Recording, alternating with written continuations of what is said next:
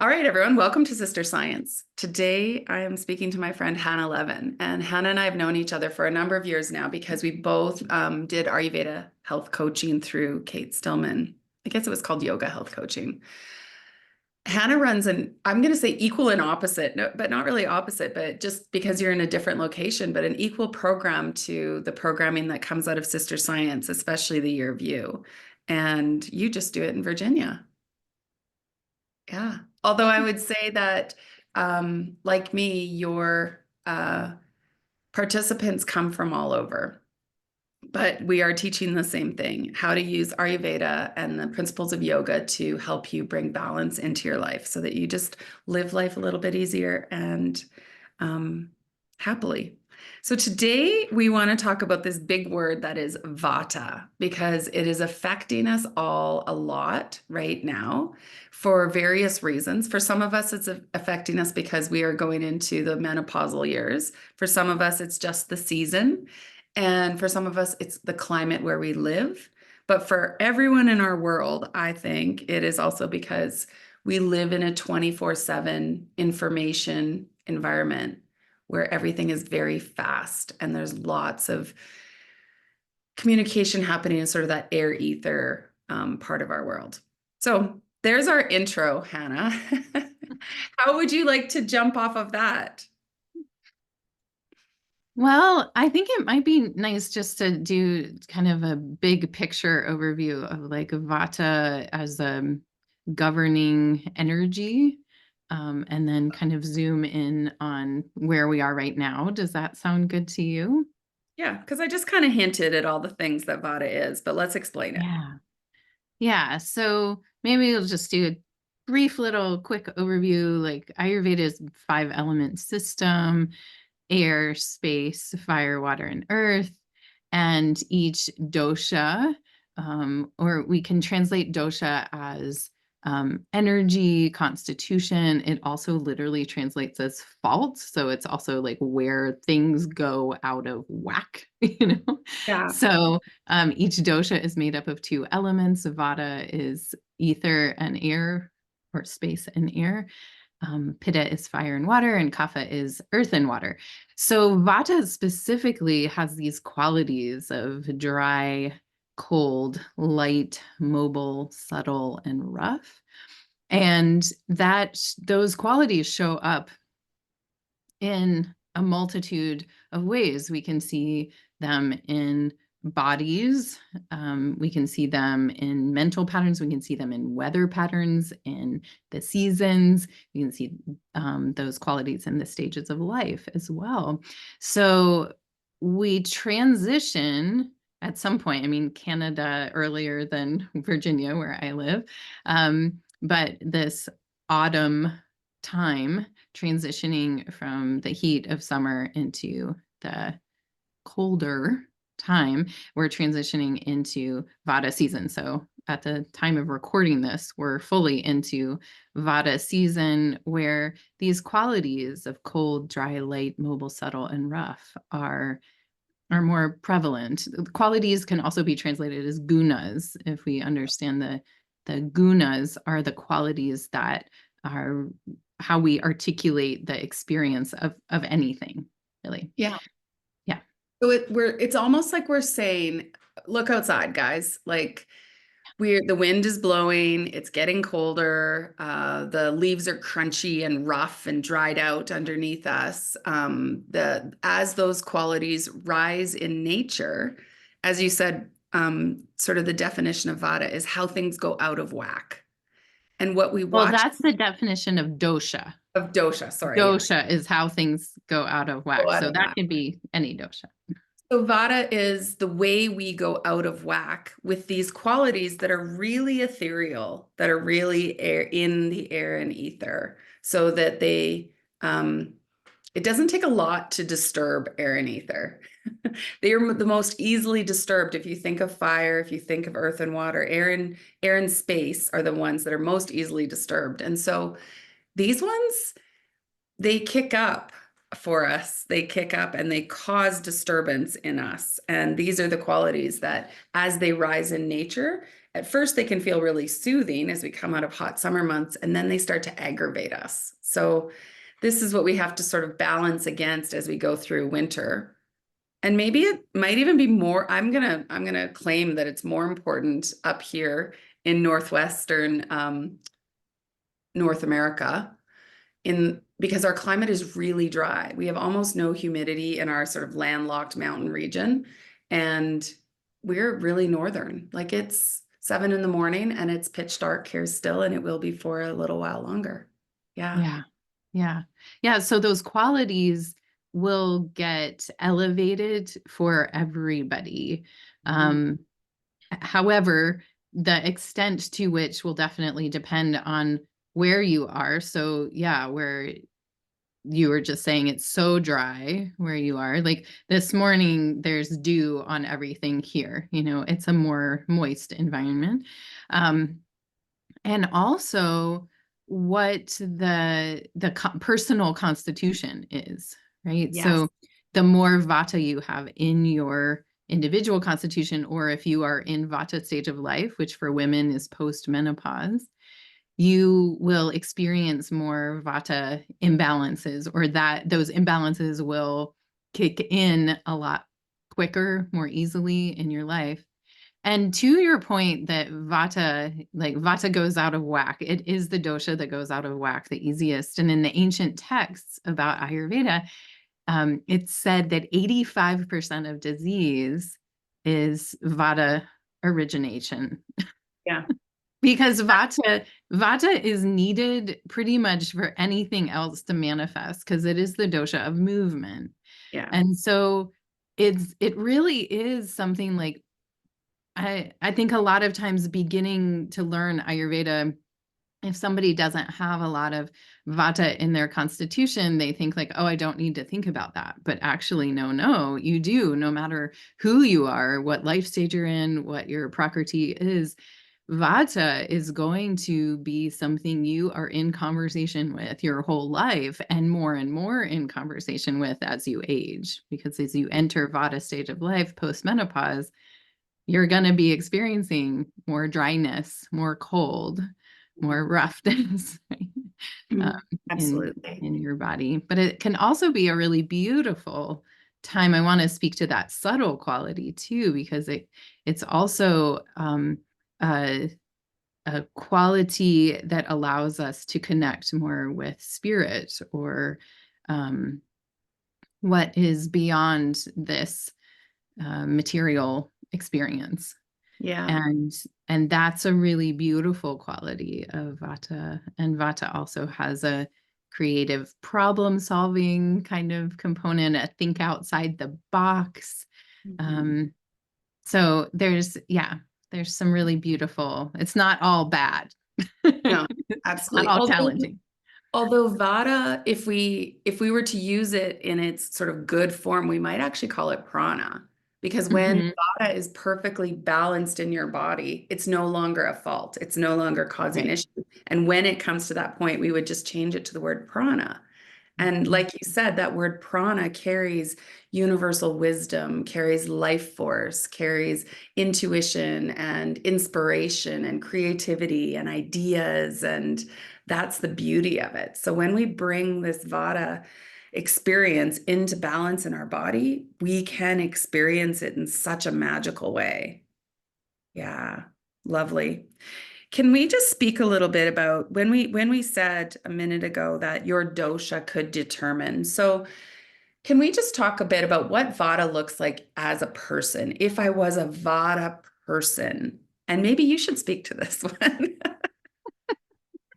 Bill knows that I'm Vata predominant in my body. So this is what's interesting too, is that we can be predominantly one dosha physically and another dosha mentally, which is I'm a good example of that. I am a combination of predominance of Vata and Pitta.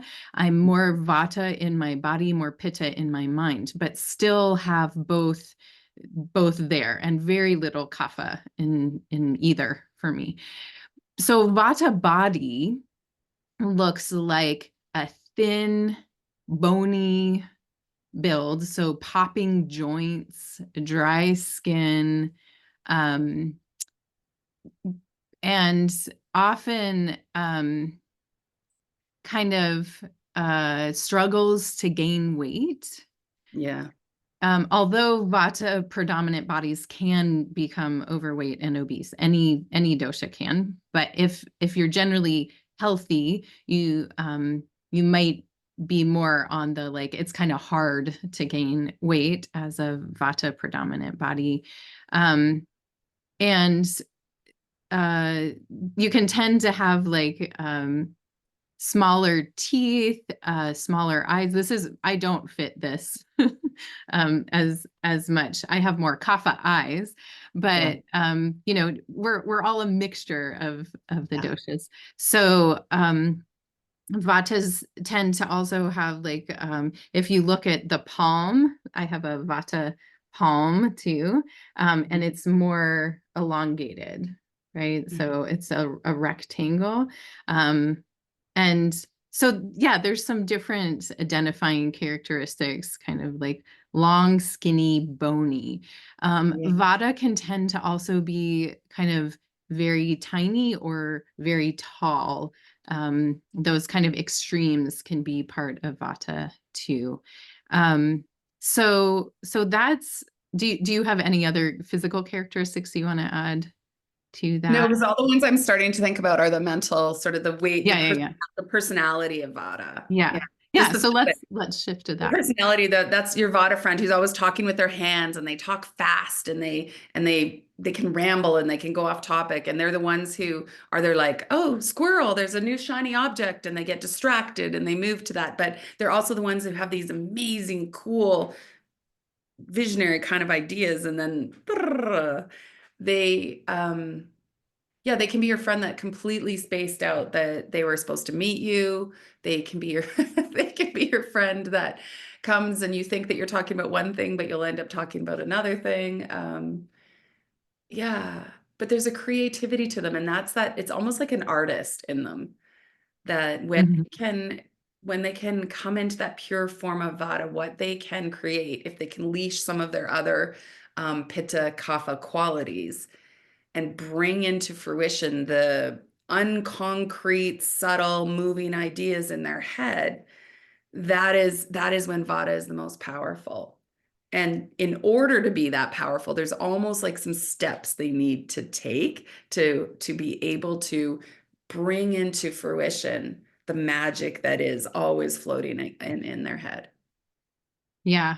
And I would say along those lines, that statement structure creates freedom is so enlightening and empowering for a Vata mind.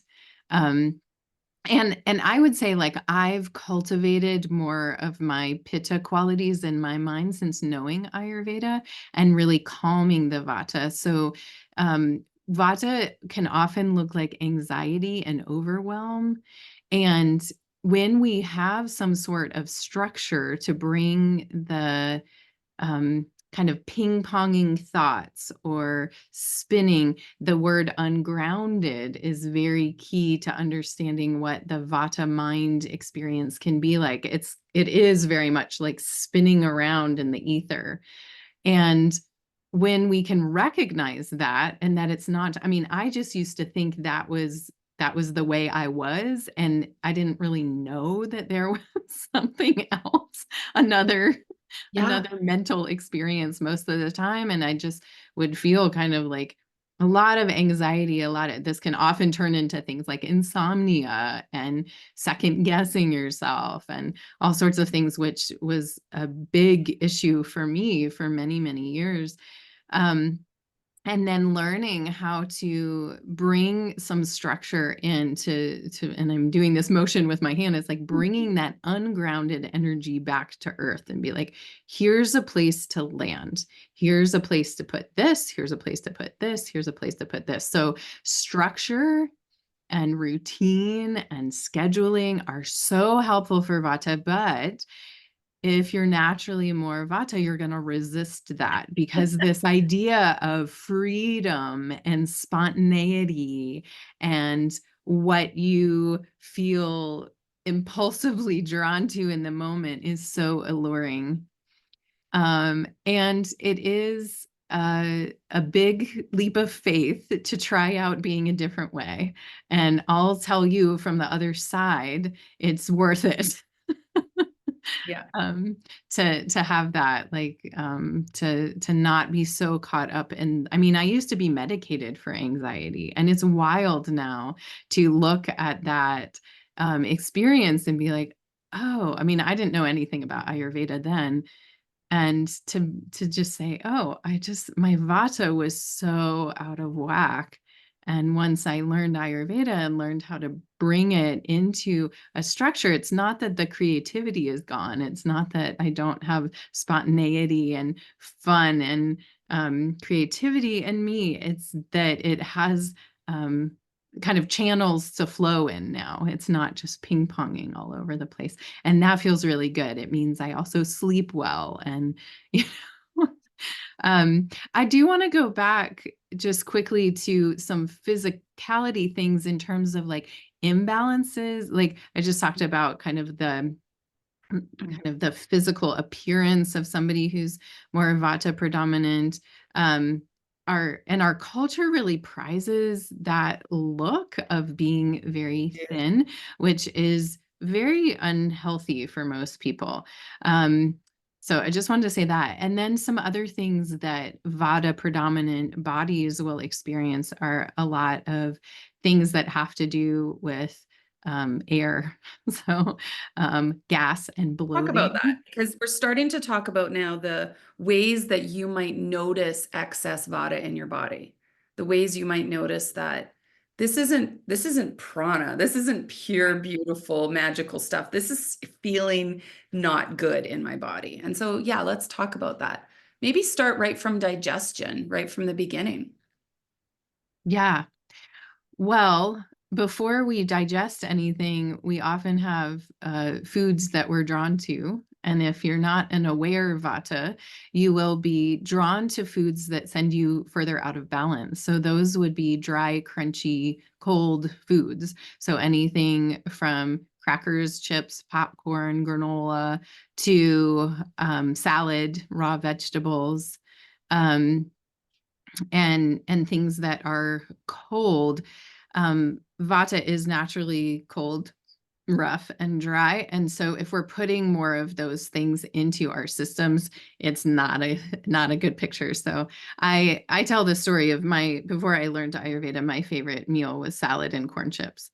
And I was chronically constipated, which is the other thing. So your digestive experience will often look like gas and bloating. Vata bodies, even though they're thin, will often like swell, the belly will swell up. So, you'll wake up with a flat stomach in the morning, and by mid-afternoon, you'll look like you have I don't know, a 3-month pregnancy or a 5-month pregnancy or Yeah. something. And so that's a Vata and imbalance that happens a lot for folks. Also, kind of like out of touch with appetite is another Vata characteristic. So Vatas tend to kind of pick at food and not necessarily eat full meals and then wait. So this kind of frequently bird picking at food also is very challenging for the Vata system, which doesn't have a lot of Agni or digestive fire naturally. And so kind of asking it to stay turned on all the time to cook your snacking Yeah. foods is really, really challenging. So this was another thing I had to learn to train myself to do, was just eat 3 meals a day, no snacking in between. And oh my goodness, bloating and gas be gone, as well as eating foods that were warm, moist, and mushy in general. That's good. Just cooked foods, beneficial fats are helpful. And then for elimination, Vatas often struggle with constipation. And that's different from Kapha constipation, which is more about sluggishness. Vata constipation looks more like just dry and rough. Like it is hard to get the fecal Yeah. matter to move out of the body. Well, So, and when you think about that Vata body, it doesn't have a lot of moisture in it innately. right. It's be dry. So the digestive system doesn't have that moisture. And then, like you said, if you're eating crackers and crunchy cold foods and salad and raw food, you're putting and then the digestive fire for a Vata is really variable. Like it just doesn't have a consistency or a routine or regularity, which is probably why you're disconnected to your appetite.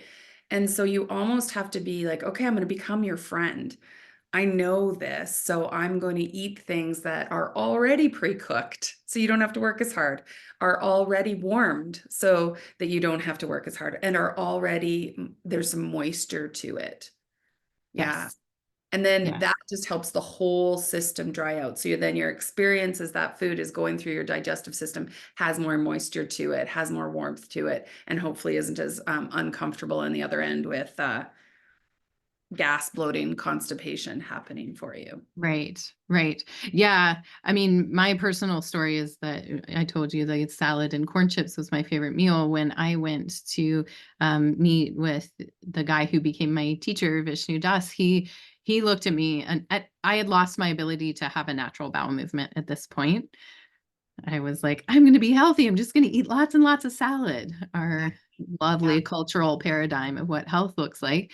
And he told me, he just looked at me, he said, you cannot eat anything raw or dry for a year. Wow. And I was just like, what? That's like all I eat, corn chips and salad. And so I had to learn, I started eating kitchery and more soups and stews and making stewed apples for breakfast. One thing that I wanted to mention that you were speaking to a bit just a moment ago is the energy of Vata is that any energy gets expended. There's no holding on to anything with the Vata energy. So if Yeah. you have some extra energy, it gets expended. If you have some extra warmth, it goes out. Yeah. And so like my husband is often like, how can you be so cold? Like in the wind, like this time of year, it's like Yeah. my hands and feet start being cold most of the time, and my thyroid is fine. This is part of the Vata body experience. And that understanding of like warmth being something that I have to like bring from the outside in. It's not something I'm generating very well from the inside, like other And that doshas part's have. really true to know about yourself, right? So when you know that one small detail about yourself, I don't create a lot of heat. Therefore, when I live in a cold climate or when I move into a cold season, that's my responsibility. I Yeah. can't sort of ask my body to do it because it's not something it's innately good at. Vata bodies are innately good at a lot of things, but creating heat's not one of them. Yeah. And creating moisture is not one of them.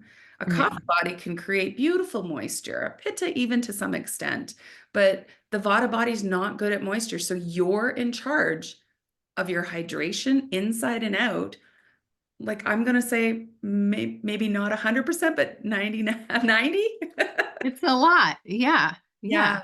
Yeah. And to be clear too, that hydration needs to be more than just water. It needs to also be beneficial fat, and that lubricating that is from the oil is really key for the Vata experience too. This is something that a lot of women struggle with when they shift into Vata stage of life too, is that dryness is so unfamiliar, especially if they've Not been a been vata person. functioning.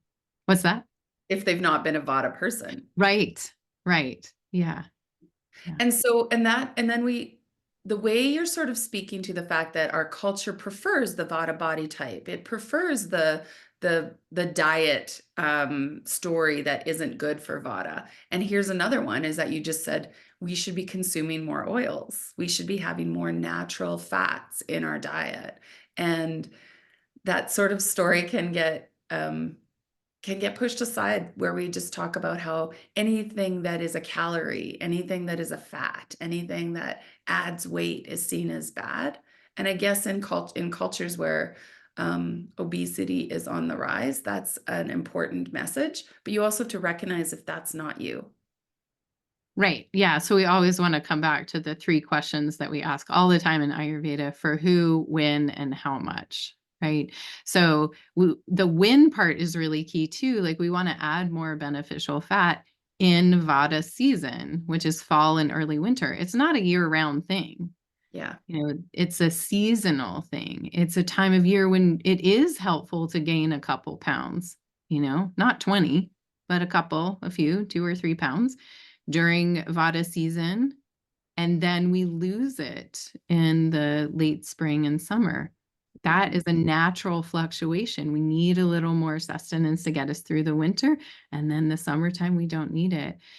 So again, that expectation of like we would eat the same way year round or we would weigh the same year round is really unrealistic and not super healthy. I think the So first things that Ayurveda teaches you is that whatever you need today, you can't sort of implement it as a rule and try and right. apply it to yourself 365 days a year because it's not true. Yes. Yeah. Yeah. I often say you can't go on autopilot. You have to stay awake and alive in the conversation. Yeah, Yeah. and responsive to the next message that your body, because your body Yes. will, it's almost like a little pendulum or a little yeah, little pendulum.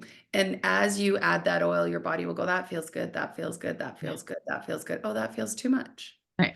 And then you back off and it's like, that feels good. Oh, no, no, no, no, you passed it. Now I need a little bit more. And it's like that effect is happening in our bodies for every one of the gunas, the qualities of nature all the time. So you do Yes. have, like how you just said that, you have to stay awake in your body and what you're experiencing so that you can respond to it. Yeah. Jill, can I ask you about your experience because you are postmenopausal? Yeah, What? so it's such an interesting experience. When I had my period, I Ayurveda taught me how to use my period as almost a monthly report card Mhm. because I'm more pitta. I'm pitta vata, so I probably am just like skewed a little bit opposite to you.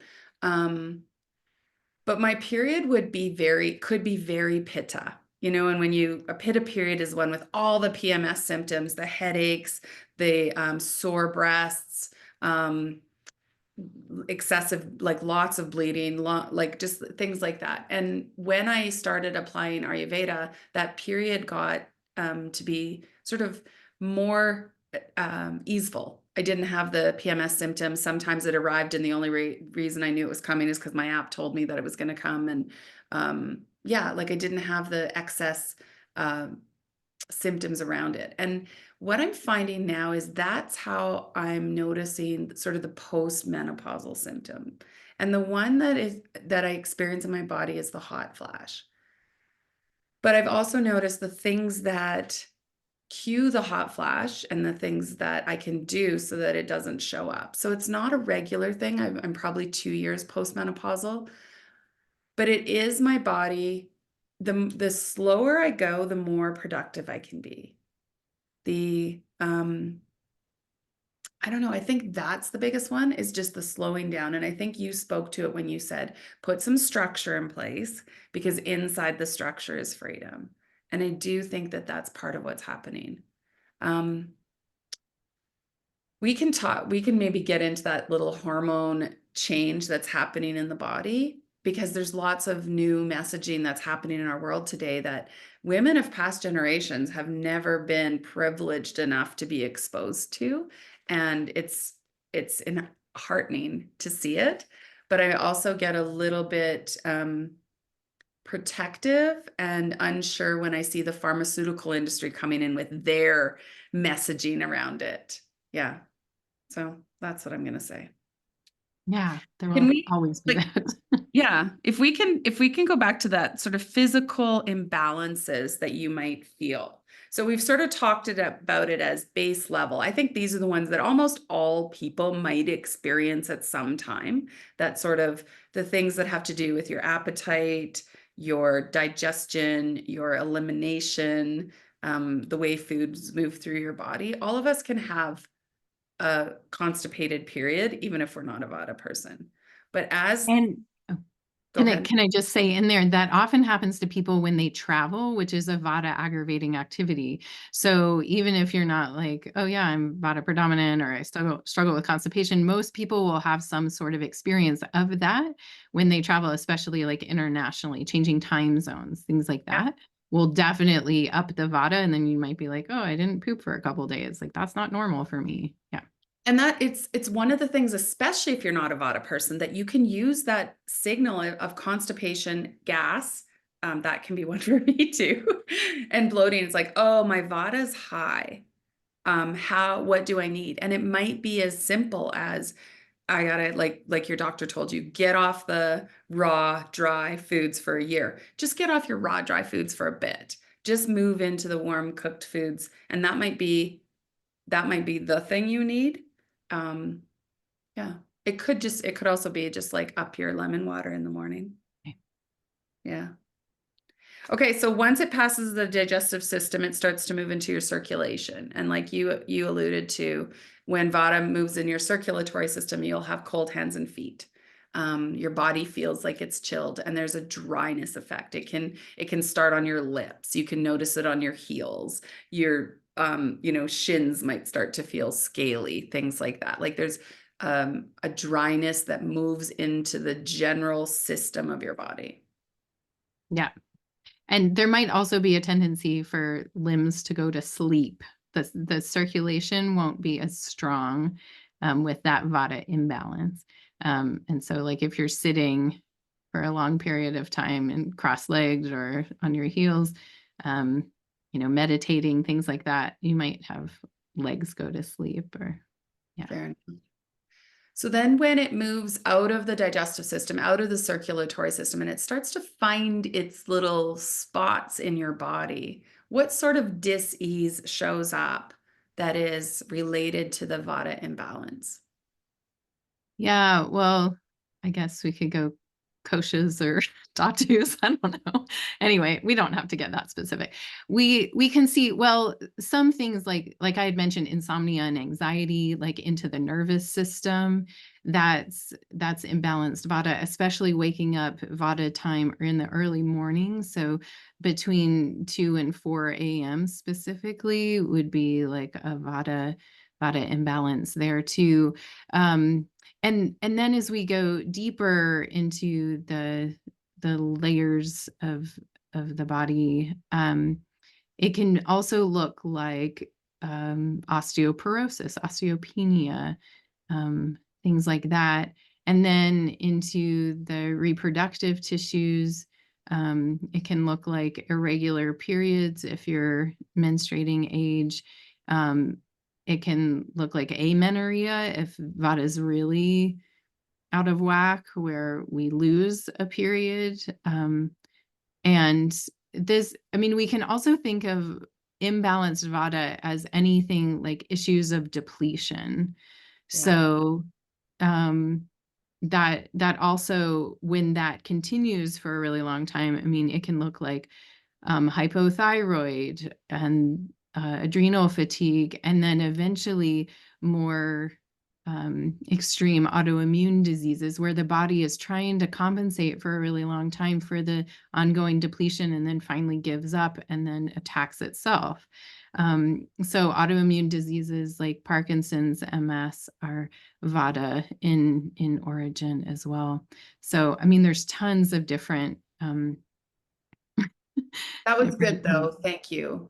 One of the ones there's a couple of things I always sort of think of that help me ground this is that if you've got a disease diagnosis from a doctor and it has the word itis in it, itis refers to an inflammation that's most likely a pitta.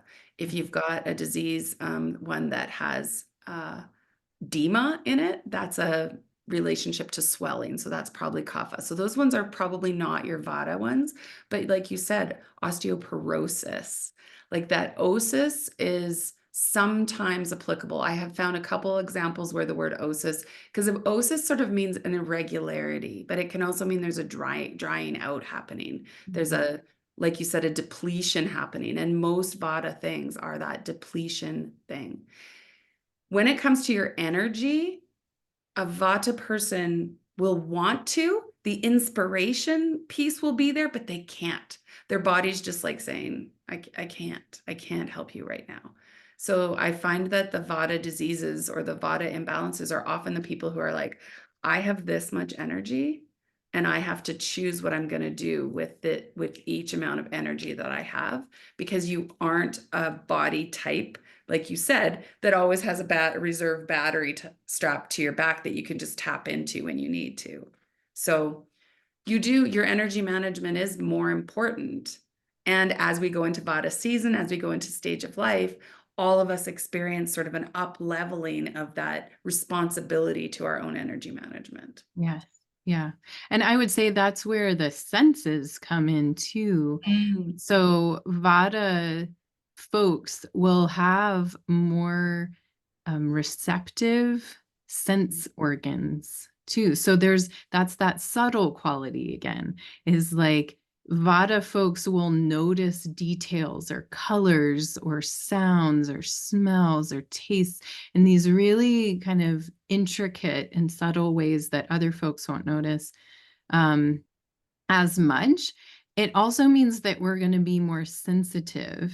So we'll be more sensitive to cold or sensitive to light or sensitive to loud sounds. Our nervous systems will be way more reactive. So Vatas tend to be kind of more jumpy, more reactive, more prone to kind of feeling intensely the effects of things.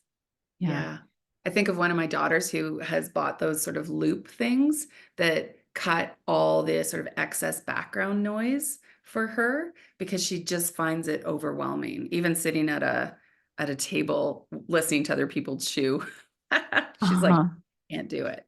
But these loop things that sort of soften what her hearing, her sensory Mm. of hearing is taking in, is helpful to not bring so much information into her body. Yeah.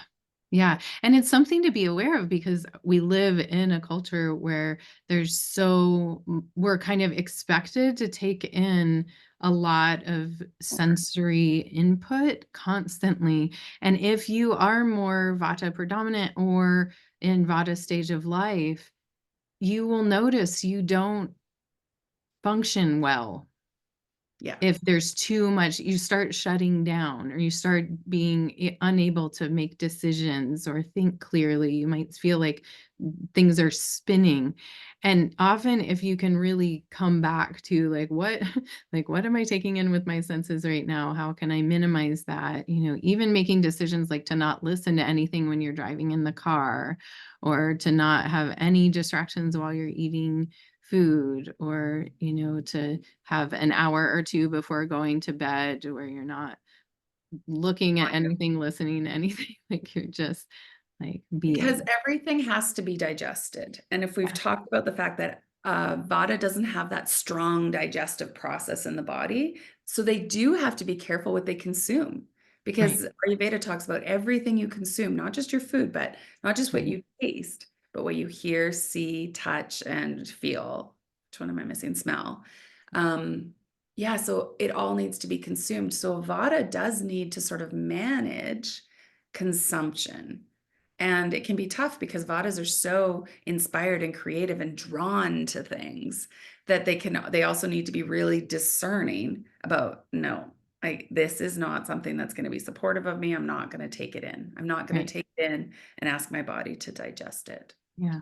Yeah, and we can really fault ourselves for that. I mean, I spent decades of my life being like, I'm super creative and I'm super involved and and then there are times where I just get so overwhelmed and I feel spinny and I feel kind of crazy or, like I would really judge myself for that. And I see a lot of people struggling in that way and they get diagnosed with, anxiety or insomnia stuff or even like bipolar, things like that, that are ADHD, um, what's yeah, that? ADHD, ADHD. Exactly, exactly. hyperactivity. Because So I mean, that whole idea that you can't focus, it's like Avada can focus. They just don't want to. That's boring for them. But right, I mean, we are seeing this rise in our school system too with our kids, and we're seeing our kids more dysregulated in a very Vata way. right, right. And I think about the senses in that realm, like just how much we've normalized how much we're taking in with our senses. And I love the Krishnamurti quote that it's no measure of health to be well adjusted to a profoundly sick society. And we have been striving for decades now to be well adjusted to a profoundly sick society. And if we look at the ways in which we're, looking to the pharmaceutical industry to balance our doshas, basically, or to normalize how much sensory input we're taking in, it's really, really unfortunate when really we can be those gatekeepers for ourselves. And it might mean that, yeah, some people are a little disappointed for a little bit, or they, whatever. And it's really powerful when you start owning like where your boundaries are. And then the world kind of goes, oh, Yeah. okay, I can function. My family And gets mad at me because all my notifications are turned off on my phone. So if yeah, you text me, I don't know unless I go to look at my texts. right. If I you have that too. Yeah. I don't know unless I go listen to my messages. And they're like, Mom, like where? And they'll call Jason and he'll be like, oh, she's sitting right here beside me. But I don't have anything on to alert me. Yeah. There's Right. one thing I Yeah. wanted to say about that and COVID. I think Yeah. there was something that happened in that time when we all had to sit still and be quiet and move less and engage in less. There was something that we learned. And then as we came back into society, I think everyone's body had an experience of noticing their own overload better than they had pre-COVID. So some people went back and they're like, like the stimulation feels good and I needed it. And other people went back and went, whoa. Yeah. So maybe the thing that one of the things we learned from that was just like our own body's um, endurance level of acceptable input. We learned that a little bit about ourselves. Hopefully. Yeah. Unless And we were sometimes numbing out on, yeah, yeah. sometimes we blew right past the lesson into the old Right. habit too. Yeah. Yeah. Okay, so let's talk about what we do about it. What Okay. do you do? So if you can relate to any of the ways that we've been talking about Vata, now we want to tell you about some of the ways that you can pacify, how you can soothe, how you can warm and moisturize Vata. You Yeah. pick. Okay. Um, Well, one of the things that I was just thinking about while we were talking about senses is how important it is to make sure that our skin and our mucosal membranes are not dry during this time of year, which will naturally happen because it's a dry time of year. And most of us are heating with heat sources that are drying as well. So either forced air or like we have a wood stove, but it's all drying. So yes, you can use a humidifier and things like that. But one of the things you can do is just really bring moisture into the orifices of your body. So like every morning I oil my nose. So there's oil that's called Nasia oil that you can use to for your nose, but you can also just use sesame oil, olive oil, almond oil. I also keep this daily massage oil from Banyan on my desk. um, and so you can do pinkies up your nose, put more oil on your pinkies in your ears. And this is really great for immunity. So when those mucosal membranes get dry, we can also struggle with our immunity because it's a dry mucosal membrane that lets things like viruses and pathogens into your system. So oiling, we can also oil the eyes before sleep with ghee or castor oil, oil pulling in the mouth. And so these are all really great. You can even use oil in your belly button if you're struggling with constipation, dryness. If you think about your digestive system used to be connected to your mother through your belly button, that the belly button is actually a way into the digestive tract that's not through the mouth. So you can, put some oil in there. You can also use oil soaked tampons to insert vaginally, use that to sleep with overnight, and then take it out to hydrate the vaginal tissues. And oiling the skin. So what we call abhyanga. So using an oil that is appropriate for your skin type, but the one that is really good for Vata is sesame oil. Yeah. And so, Banyan and other places make different types of combinations of oils too. But oiling your skin either before or after bathing, whichever you prefer. But if you do oil before bathing, don't wash up. You're not using soap to wash off. You're just rinsing, letting the heat from the water let the oil soak in. If you're oiling after bathing, you're not drying off your skin. You're rubbing the oil into damp skin, and then letting that soak in before you put clothes on. It's kind of like putting on an extra layer for Vata. When I started oiling my skin, I was like, wow. I used to have Raynaud's disease too, where the blood would shunt, from your fingers and they turn white. I no longer have that. And I think oiling and self-massage have been a huge part of that. And along the lines of staying warm, wearing a scarf, like kind of mid-October, even if it's kind of relatively still warm here, it's like that breeze of coolness is starting to come into the environment. And I'm like, it's scarf season, start wearing a scarf. So especially for us Vata types that tend to have very long, thin necks, it's a vulnerable place for that cold air. I'm assuming. Yes. Same deal. Yeah. Yeah. That one habit of abhyanga is probably the most important for Vata than all of the other doshas because of the lack of moisture in the Vata body. But there's a second piece to it in that the Vata constitution can get a bit hard because of the dryness. And as you're bringing in the soft, supple nature of moist, supple skin, you're bringing in a bit of softness, but you're also bringing in a piece of self-love. You're bringing in your hands on your body, and you are connecting into a body that can feel sort of brittle and dry and everything, and you're bringing love into it. And there's always an emotional, intentional aspect to a habit. We don't ever do a habit in Ayurveda as a check mark. We always do it as a response. It's like your body's a toddler who's come and said to you, I'm feeling really dried out right now. And you're like, okay, sweetheart, let me get you some oil. Like you're responding to your body the way you would sort of respond to somebody who's come and requested something from you. And you're like, okay, let me do that for you. So it's not sort of like, check, I did my abhyanga, I should be good now. It's a relationship that you're creating. And abhyanga is such a beautiful tool in creating relationship with your body.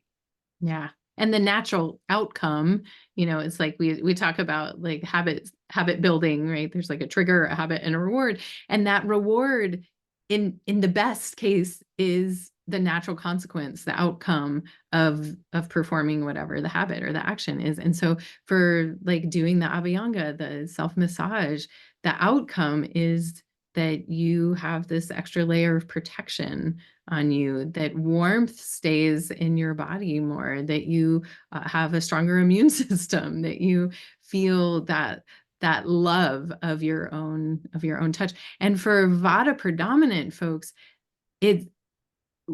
it's challenging to be in a body. Like there's this lightness that's alluring, that's like we're kind of these floating, like who has a body, Yeah. And so actually, like, I mean, for each dosha, there's like the medicine of that self massage. Yeah. Yeah. For Vata, it's like really being like, oh, I have a physicality, this anamaya kosha, that's like, Yeah, bringing you into your earth. And then if we go back to the idea of Vata's the prana, the life force, the inspiration and stuff, and how sometimes it feels really fleeting, like you can't grasp it. And where I am right now, it's like the leaves swirling in the wind. It's like you can't kind of grab the idea, grab the creativity and make it into something. Think about that layer of your body sort of being like the first snow that comes down and all those leaves settle and stick to the ground. So the Abhyanga actually helps create some cloudy, sticky, some ability to sort of stick so that things stick and ideas can stick. They can stay, they can be still for long enough for you to sort of access that idea. So if there was an invitation to Vata to come into Abhyanga, it is that if you want to tap that creativity, this is a beautiful tool to help you access that. I love that image. Can you speak to the scalp piece? Because there's also that idea of just like put oil all through your scalp, like do that scalp massage and let it sit. Let it sit on your head, on your scalp. Yeah. Well, I mean, the Vata dryness tends to result in dry scalp for Vata. And even just this time of year, a lot of people can have that dryness. But energetically, when we're massaging into this part of our bodies, we're stimulating the relaxation that kind of showers down over our whole bodies. And then there's also like the crown chakra that can, help us open up to the infinite, to the greater connectivity. And having that stimulated is really, really lovely, just energetically too. And this ties in some to also a Vata imbalance that can affect lots of people this time of year is just tightness. Like it gets cold and we go and we just like tense our muscles. And sometimes it's like we can't get soft or relaxed enough to let that tension go. So there's just like all this tension that we're holding. And so again, the Abhyanga is really helpful for that. It brings in moisture, it brings in warmth, it brings in that relaxing touch. And this part of it is really helpful for that just overall tension, is that head massage. Was there something else that you wanted to No, share about the scalp? Okay. just the idea that sometimes like this is where all the ideas are spinning. So Yeah. go like put some, yeah. Can we talk a little bit about like starting your day with that warm water, warm/lemon water? Because I feel like the idea of if you tell a Vata person, like, we'd like you to have a bowel movement first thing in the morning, they're like, huh? That used to be me. I was like, who does that? What? Who And does? now it's my everyday experience, and I am so proud of myself every single morning. Yeah, so we wake up dehydrated no matter who we are.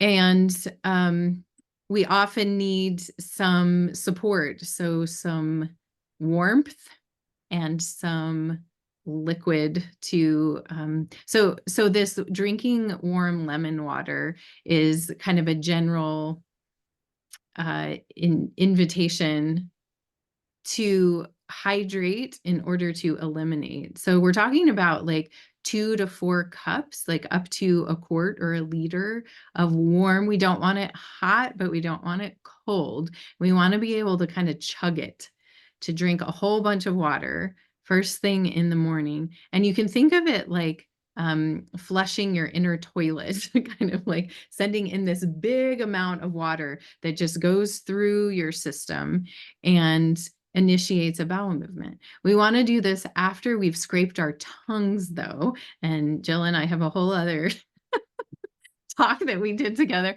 on tongue scraping. But so the tongue scraping kind of wakes up the snake of the digestive tract. Then we bring in that water, and then it kind of sweeps through the body and initiates a bowel movement. So for a lot of folks that are dealing with Vata imbalance, which can come in this time of year, no matter who you are, and that water, that warm water, can be really, really helpful. Adding lemon or apple cider vinegar can be really helpful. Ultimately, it creates more of an alkaline environment, even though it is acidic going in. It helps to create more alkalinity in your digestive system. That doesn't necessarily work for everybody, however. Again, we want to come back to the for who, when, and how much questions. But in general, if you want to try it out, yeah, drink 2 to 4 cups of warm water. And I also feel a need to tell people to don't drink hot water out of your tap. Get cold water unless you have an on-demand hot water heater. A lot of people don't know drinking hot water from your tap is going through, if you have a regular hot water heater, you don't want to be drinking that water. If you've ever looked inside a hot water heater, it's safe for like showering and washing your dishes, but don't be drinking that. So get some cold water, heat it up, and then drink that. My little Yeah. caveat. And in the winter months, it's a really good idea to just get in the habit of carrying around your sort of thermal uh, Yeah. and having hot water in that to sip on all day long. Yeah. So I would say, so if our top habits we're talking about for Vata are the Abhyanga, the self-massage with oil, we've talked a bit about warm cooked food. That's really important. And then this water habit. So speak more to the idea of that warm cooked food. You said earlier, 3 meals a day, no snacks. Can you speak to sort of the cadence of how a Vata might want to create an eating routine? Yes. So often, if we hydrate when we first wake up, we can wait a little bit before eating. One thing that I recognized in my own experience and see in a lot of my clients is that we think we wake up hungry, but we're actually thirsty. And so we don't need to eat right away. We hydrate. Ideally, we eliminate before we put any food into our bodies. And ideally, we move in some fashion before eating. So we're kind of setting our metabolism for the day. So the eating rhythm that I recommend for most people, again, it depends on for who, when, and how much, but for Vata season, most people will do well to eat 3 meals a day. And I recommend the schedule of eating breakfast at 9, your largest meal at lunch around 1, and then a small light dinner around 5. And so 9, 1, and 5, no snacking in between. And you're eating foods that are in season. So this time of year, we always want to eat mostly plants. That doesn't mean necessarily a vegetarian diet, but mostly plants. This time of year, we're going to focus on dark leafy greens that grow in the cold weather, kale, collard, Swiss chard, things like that. We want to focus on root vegetables, beets, carrots, turnips, rutabagas, parsnips, sweet potatoes. Those types of foods are really good. Winter squash, butternut squash, acorn squash, things like that. You'll notice a lot of these foods that I'm saying have a sweetness to them. And sweet is one of the tastes that is grounding for Vata. Now, this is naturally occurring sweet, not sugar. Sugar will make Vata crazy. And I had to learn that the hard way. So we want to eat foods that are naturally sweet. So this time of year, there's a lot of that. Grains. This is the time of year for grain. It's not a year-round food. So grains are good this time of year. Nuts are good this time of year. These are dense, nutritive foods. So again, we're pacifying Vata with this grounding food, and it's what's in season. So I also love Dr. Robert Svoboda says foods that are cooked together work out their differences in the pot. So Vata deals a lot with challenges of food combining. So if you were to go to a potluck or even like out to a restaurant and have multiple pieces of a meal, sometimes that can be really, really challenging for Vata. And so this idea of having a one pot cooked meal is really lovely this time of year. So soups, stews, kitcheries, stewed fruit are really, really great. And as we look at maybe moving into Vata stage of life too, understanding that these principles are helpful in general. So having more dense food, more protein too. And I'm not a big fan. I've never counted calories. I actually don't know how to count calories. I mean, this is not how Ayurveda works. Yeah. And I think it is helpful for us to just look at foods that, like, we can look at them from the standpoint of augmenting versus extractive foods. And so augmenting are tissue building foods, extractive foods are tissue cleansing. And we want to have a balance, like those greens that I mentioned at the beginning of my list are extractive, they are cleansing, and we don't want to eat all augmenting foods. But this time of year, we're eating more augmenting foods than any other time of the year. So tissue building, those dense root vegetables, grains, even some animal protein. If you eat meat, you would want to have that just at your lunch, your midday meal, and a small amount. So it's more like a condiment rather than the big show of the meal. So again, if you're making a super stew, if you could, have a little bit of chicken in there, if you cook in bone broth, things like that, that can be really good. We have venison. My husband and bonus son hunt, and so like we're making venison stew, things like that, but lots of vegetables. um, and um, and to the extent that you can handle that heaviness, like if you have more kapha in your constitution, you're not going to want to eat like lots and lots of really dense heavy foods some this time of year, but you want to balance it more with more of those extractive foods too, like the leafy greens and I lighter. think I think in general, what you've just told us about sort of how and what to eat, it's really applicable up here in our cold, cold, dry climate. And it's applicable for all constitutions. And then that little caveat you just gave about like a kapha might want to ensure that they're having enough extracting foods, even as they're bringing in these really augmenting. So that idea of augmenting, like building, nourishing your body, pulling nutrients, pulling calories from the food, and then the ones that help to detox, cleanse, and help the body remove waste. Yeah, Yeah. metabolism. Yeah, those are and really good suggestions. And the beneficial fat is an important piece there too. So not all fats are created equal.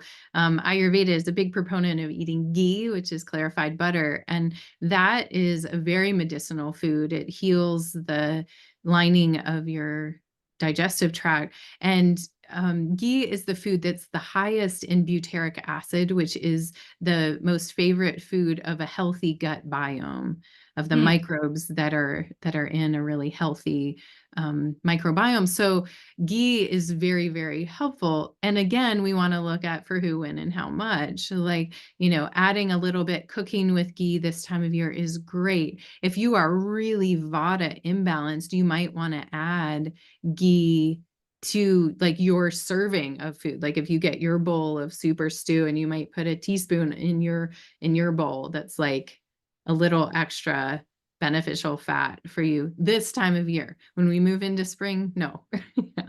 It is much. Yeah. Okay. We've been talking for an hour. So, Wow. and I feel like we could probably keep Goes talking. on in. We could just be a Joe Rogan interview and go for 3 hours, but let's not. So tell me, I don't know, let's just wrap this up. What is sort of the message to this season as we're all going through, everyone in the northern hemisphere anyway is going through this season of Vata? And maybe even how our world is very Vata. So all of us have this. If we are to have an imbalance, this one is the one that 85% of diseases have a Vata origination. So this is the most important one to learn how to balance in your body. Yeah. Yeah, I mean, overall, I would say like see how much warmth you can enjoy, from layering clothing to taking a warm bath before you go to bed to eating warm food. And this goes into relationships too. I mean, part of what is balancing for Vata is connectivity with other people. And the Vata tendency is to feel like they're different or separate or wrong somehow in relationship to other people. And so I just think that that's an important part too. So warmth, moisture, connectivity, like in all the ways. Like how can we live into those things in all the ways? So get good rest, be, involved with other people, eat well. Eat well. Yeah. And that's what helps Vata be grounded. So you're always thinking that Hannah was doing the like holding her hand up and then closing her fingers as she just drew her hand down, like drawing in. Vata is always trying to sort of find that settle down. How do I get these ideas to settle down? How do I create enough sort of groundedness, heaviness in my body that I can like stay asleep all night long? How do I create enough heaviness in my body that I can play with my ideas the way I want to play with them? How do I feel loved and nourished enough that I feel settled in my body? All of those things. And that idea of being in your body, like you said for Avada, the activities, and it could be movement too, like maybe movement's what helps you bring warmth into the body. So Yeah. you're, Yes. It's very yeah, helpful. Yeah, we didn't really touch on movement we or didn't touch sleep about, we specifically could, either. we could give Yeah. you a whole one on that as well. Yeah. Building warmth with movement is great. It is one of my favorite helpful things in the winter time for sure. And then going to sleep earlier, like we definitely want to be asleep by 10 p.m. this time of year, maybe earlier. 9:30 would be great. So more sleep. We're moving towards the winter solstice. And this is the time of year, like the next 2 months is like get the best, longest sleep you can get. But that doesn't mean sleeping in. We still want to wake up before the sunrise. Now, for you up north, that's not a hard task Not to a wake hard up thing to before do. the sunrise. Yeah. Yeah. Not a hard thing to do this time of year. Yeah. And even the way the clocks have gone back are encouraging that because it's dark quite early, and they are trying to give us that extra hour of sun in the morning rather than the sun not rising till after 9. Um, yeah, but I think that's the message, I think, is exactly the one that you've just said. So warm, moist, soft, stable, loving, grounded, Yeah. and create space and routines in your life in order to help make that happen. I'm going to give you guys all of Hannah's connections through social media and her website and things like that, so you can see how she does this. And it is super beautiful and is a mirror to the programs that I'm doing up here in Canada. So I love our little community, Hannah. So thank you for being here to talk Yes. about it. And I love the voice that you give to all of these principles, because everyone who's been listening to me for 5 years, it's refreshing to hear it all said in a brand new way by you. Well, I feel the same way about you. We're saying the same things, but we're talking about Yeah. it in our own language. And so it's always fun. I love talking with you and just like, jiving on whatever topic. I will I'll include in the show notes two other conversations that Hannah and I have had. One is about the five senses and one was particularly about tongue scraping. So if you find our conversation good, then there's a couple more in the bank. Yeah. Yes. Great. Thanks for this opportunity. Thank you for this opportunity. I've really enjoyed it.